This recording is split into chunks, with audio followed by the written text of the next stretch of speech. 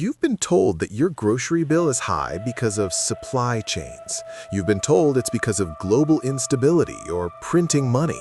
And while those things play a part, there is a much darker reason for your $15 sandwich and $6 eggs that nobody in the mainstream media wants to talk about. Greedflation. In 2026, corporate profits aren't just high, they are record-shattering. While the average family is choosing between paying for gas or paying for protein, the companies selling those goods are reporting the highest profit margins in human history. This is the most successful wealth transfer of our lifetime, and it's being done under the cover story of inflation. Welcome back to EconDepth Insiders. Today, we are just looking at the news. We're looking at the math they don't want you to see. To understand greedflation, you first have to understand the inflation smokescreen. In a normal economy, if a company's costs go up by 5%, they might raise your price by 5% to stay afloat. That's standard business. But in 2025 and 2026, a new strategy emerged. Companies realized that as long as the news was full of headlines about inflation, the public expected prices to go up. So, when their costs went up by 5%, they hiked your price by 15%. They blamed the economy, but that extra 10% went straight into the pockets of shareholders and CEOs. They didn't just cover their costs, they expanded their profit margins during a crisis. Let's look at the profit-price spiral. In the past, economists worried about a wage price spiral, the idea that if workers got paid more, prices would go up.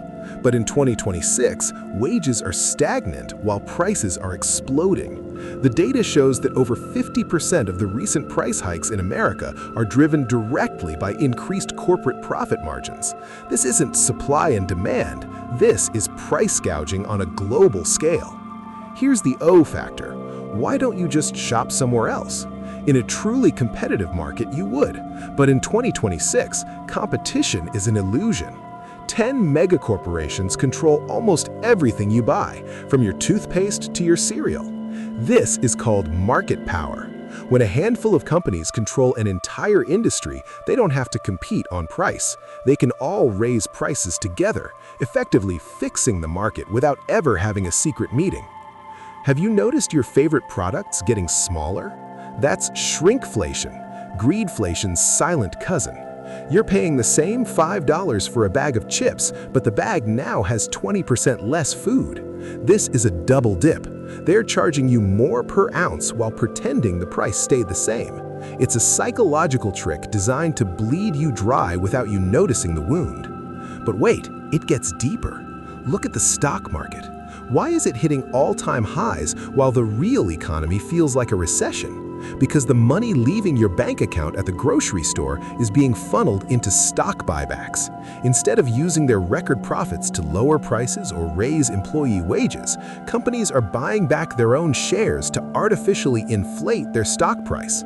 You are literally subsidizing the portfolios of the ultra-wealthy every time you buy a gallon of milk. So, how do they get away with it? It's a concept called price elasticity. Companies have spent billions on AI algorithms, some of the same AI we discussed in our previous session, to find out exactly how much pain you are willing to take before you stop buying. They know that if they raise the price of bread by 50 cents, you'll complain, but you'll still buy it because you have to eat. They are optimizing your misery for their quarterly earnings report. The lesson here is that the economy isn't an act of God. It's a series of choices made by people. When those people choose to exploit a global crisis to widen their profit margins, it isn't unfortunate, it's predatory. The middle class is being squeezed from both sides. Your labor is being devalued by AI, and your purchasing power is being harvested by greedflation. How do you break the cycle? It starts with consumer revolt. The only language these corporations speak is volume. When we stop buying the name brands and move to local alternatives or generic labels, we break the elasticity. We have to stop being predictable. Furthermore, you must move your own wealth out of the path of extraction. This means investing in the very assets that benefit from this system. If you can't beat the owners, you must become one. But more importantly, it means demanding transparency. We need to look at net profit margins, not just total revenue. The greedflation of 2026 is a test. It's a test to see how much the modern consumer will tolerate before they demand a change in the rules. If we keep paying, they will keep hiking. It's time to stop blaming the invisible hand of the market and start looking at the very visible hands that are reaching into your pocket.